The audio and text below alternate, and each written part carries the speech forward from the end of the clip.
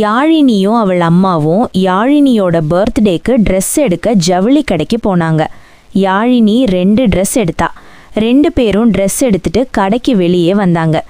அங்க ஒரு ஏழை அம்மா தன்னோட மகளோட உட்கார்ந்து பழங்கள் வியாபாரம் செஞ்சிட்டு இருந்தாங்க.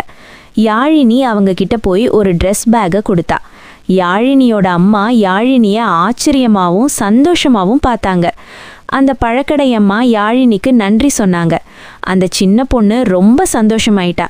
அப்புறம் யாழினியும் அவள் அம்மாவும் அந்த சின்ன பொண்ணுக்கிட்ட பை சொல்லிட்டு கார்ல வீட்டுக்கு கிளம்பிட்டாங்க.